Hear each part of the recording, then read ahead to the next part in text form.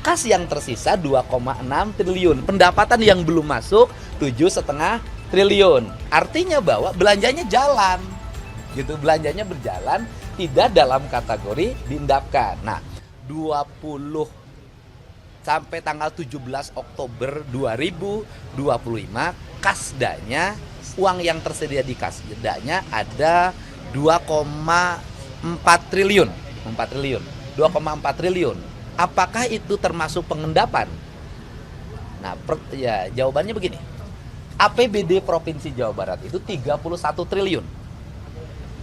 Dari APBD 31 triliun itu sampai dengan bulan Oktober itu ada di kas 2,6 triliun. Kalau ditambah pendapatan 7,5 triliun lagi sampai bulan Desember, maka uang yang tersedia di Provinsi Jawa Barat sampai bulan Desember itu jumlahnya ada 10 triliun. Kalau sampai bulan Desember nih, sampai tanggal 31, nanti bayarkan lagi, ada 10 triliun. Maka dari 31 triliun, ada 10 triliun yang nanti ada di kas dan rencana menjadi pendapatan baru, berarti sudah dibelanjakan uang itu sebesar, gitu kan, 21 triliun. Jadi sampai bulan Oktober ini pemerintah Provinsi Jawa Barat itu sudah belanja kurang lebih 21 triliun gitu loh.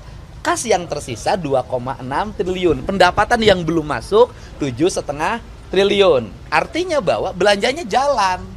Gitu, belanjanya berjalan, tidak dalam kategori diendapkan. Nah, kenapa tidak dalam kategori diendapkan? Karena uang yang 2,6 triliun ini harus kami bayarkan. Pada siapa? Pada kontraktor-kontraktor yang menjadi mitra pemerintah Provinsi Jawa Barat. Yang bangun sekolah, yang bangun jalan, yang bangun irigasi, yang pasang PJU, yang pasang jaringan listrik. Kan gitu loh. Ini kan terus kemudian harus bayar listrik, harus bayar air, harus bayar upah outsourcing. Kan gitu loh. Nah, kenapa dibayarkannya bertahap? Nah, karena ini ada bagian dari pengendalian keuangan dan pengendalian pekerjaan. Misalnya begini, PTA memenangkan tender di pembangunan jalan Provinsi Jawa Barat sebesar 1 triliun. Nih. Dari 1 triliun ini, itu pasti ada yang namanya uang penawaran. Artinya dia nawar itu 90%. Sehingga walaupun angka proyeknya 1 triliun, yang harus dibayarkan ke kontraktor itu nanti adalah 900 miliar. Yang 10 miliar itu menjadi silpa. Nah, kalau silpanya, kalau pembayarannya terjadi pada bulan Maret, maka itu bisa menjadi silpa di perubahan anggaran dibelanjakan lagi. Kalau dibelanjanya terjadi setelah perubahan, maka itu silpa bisa nyebrang.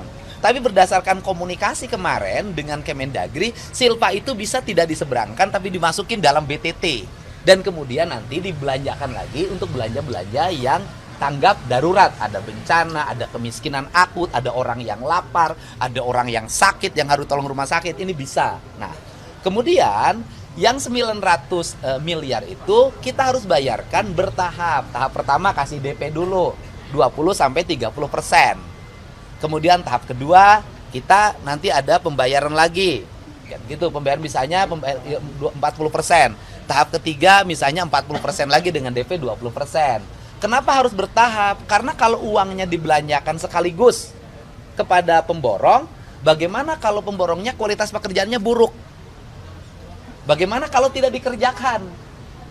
Maka ini menjadi pidana korupsi. Yang korupsinya kontraktornya karena tidak mengerjakan pemerintah. Tapi kepala PU-nya kena. Karena dia melakukan pembayaran sedangkan yang dibayarkannya jasanya belum diberikan. Nah, ini kenapa ada angka-angka dan kenapa ada uang yang ada di kas daerah. Sehingga seluruh rangkaian belanja kas daerah ini dinilainya kapan? Dinilainya nanti pada tanggal 2 Januari.